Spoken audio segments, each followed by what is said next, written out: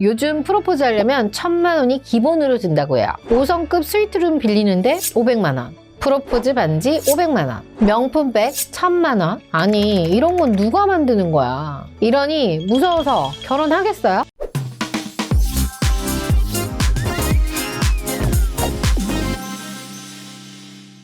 안녕하세요. 리얼연애 전문가 한방원입니다. 은행권에서 조사한 2022년 금융생활보고서에 따르면 지난해 평균 결혼 비용이 약 1억 7천만 원이었다고 해요. 근데 그거 아시죠? 평균이라는 말의 소가 기준을 맞추면 안 돼요. 예를 들어서 A는 결혼 비용 3천, B는 3천, C도 3천. 그런데 D가 3억을 썼다면 전체 평균이 올라가는 거잖아요. 대부분 사람들이 평균 값을 기준으로 잡아버리고 평균 9천이면 난 1억은 해야겠는데 이러다 보니 점점 평균이 올라가고 그거보다 못하면 괜히 자존심도 상하고 속상한 거죠. 그럴 필요가 없습니다. 제가 핵심적으로 정리해 드릴게요. 2022년 결혼 비용 실태 보고서 시작합니다. 구독, 좋아요 안 하면 평생 솔로. 첫 번째, 프로포즈 비용에 집착하지 마라. 요즘 프로포즈 할 때 명품백이 필수라고요? 명품백 1,000만 원 시대에 돈이 넘치는 분들이야 명품백뿐만 아니라 더한 것도 하겠죠. 그런데 요즘 이런 고민을 토로하는 사람들이 많아요. 형편은 안 되는데 남들 하는 건 다 하고 싶으니까요. 여자 입장에서도 내 남친의 경제력이 그 정도가 안 되는 걸 알면서도 딱 한 번뿐인 결혼이니 받고 싶다는 욕심이 생기고, 남자 입장에서도 딱 한 번이니까 영끌을 해서 명품백을 선물하는 건데 솔직히 말해서 쉽지 않아요. 제가 아는 동생이 작년에 결혼을 했는데 오랜만에 만난 자리에서 그러더라고요. 언니, 한 달에 생활비가 왜 이렇게 많이 들어? 이렇게 많이 들 줄 알았으면 결혼 전에 좀 아껴둘 걸 그랬어. 나 프로포즈를 받은 명품백 지금도 할부로 내고 있잖아. 여자분들 남일 같죠? 결혼하면 알게 될 거예요. 비싼 명품백 받고 결혼 후 본인이 할부로 갚는 분들이 의외로 많다는 거. 두 번째, 결혼식 비용을 줄여라. 요즘에는 일반인들도 호텔 결혼식을 꽤 많이 해요. 고급스럽고 우아하고 소위 있어 보이니까요. 웨딩 견적만 받아봐도 5천에서 2억 정도는 쓴다고 해요. 중간 평균만 해도 하루에 1억을 태우는 건데 쉽지는 않죠. 아무리 결혼식 비용을 양가 반반 부담한다고 해도 하루에 5천만 원 이상이 드는 건데 결혼식 그거 끽해야 30분이잖아요. 길게 잡아야 3시간인데 3시간에 5천만 원이라 이런 돈을 아껴서 혼수나 전세 보증금에 보태는 게 낫지 않을까요? 굳이 호텔 결혼식을?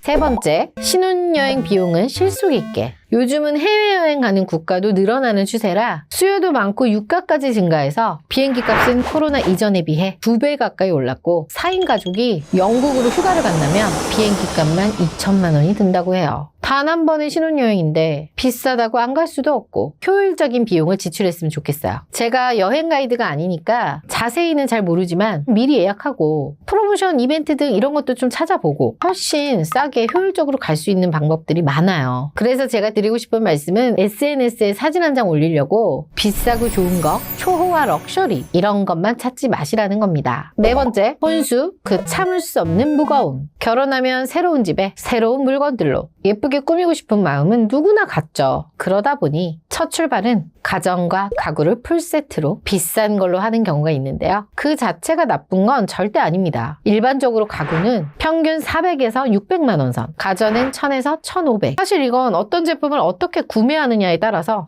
천차만별이죠. 그런데 사실 혼수 중 가전의 경우 막상 풀세트로 다 사보니까 집의 색과 가전 제품의 톤이 서로 맞지 않는 경우도 있어요. 그러니 정말 필요한 침대, TV, 소파 정도 구매 후 나머지 스타일러나 안마의자 같은 경우는 큰 가구가 들어온 다음에 놓을 자리가 있는지 확인부터 해보고 집 톤에 맞게 구매하는 게 좋아요. 가구의 경우 아이를 낳을 예정이거나 집이 자가가 아닌 경우는 그냥 무난한 걸 추천드립니다. 아이 낳고 기르다 보면 가구가 망가지게 마련이고, 또 내 집이 아닌 전세로 살게 되면 이사하면서 망가지는 경우가 많이 있기 때문에 비싼 돈 주고 사서 버리지도 못하고 바꾸지도 못하는 이런 상황이 생깁니다. 다섯 번째, 무조건 아파트가 최고라는 생각은 버려라. 아파트가 당연히 좋죠. 그런데 감당되세요? 형편에 맞게 부담하거나 반반 부담하는 경우가 요즘 트렌드인데 아직까지 집은 남자가 해야지 하는 고리타분한 생각을 하는 분도 많아요. 사실 아파트 가격 장난 아니잖아요. 물론 요즘 결혼하시는 분들 보면 이러더라고요. 요즘 아파트 가격이 많이 내렸다는데 지금 사야 되는 거 아니에요? 살 수 있으면 사는 게 좋죠. 서울 아파트 평균가가 12억 7천이래요. 20억이었던 잠실 아파트가 20억 밑으로 떨어졌다는 거지 체감은 안 된다고요. 그런데 마치 누구나 첫 시작은 아파트에서 하는 것 마냥 무리해서 결혼하려고 하는 거 보면 안타까운 마음이 들 때가 있어요. 좋은 주택, 빌라들도 꽤 많잖아요. 결혼 생활에서 중요한 건요. 어디서 살지보다 어떻게 살지 그 내실이 중요한 겁니다. 본인의 형편에 맞게 시작하시길 바래요. 인생에 딱 한 번뿐인 결혼. 당연히 멋진 프로포즈 받고 이쁜 데서 폼나게 결혼하고 싶잖아요. 하지만 결혼식만 하고 끝날 거야? 재산 다 탕진할래? 시작부터 빚잔치 하고 싶지 않으면 본인 급에 맞는 현실적인 프로포즈, 현실적인 결혼 비용 쓰시고 그 돈 아껴서 한 평이라도 넓은 집에서 사세요. 우리 실속 있게 살자고요. 지금까지 한방원이었습니다.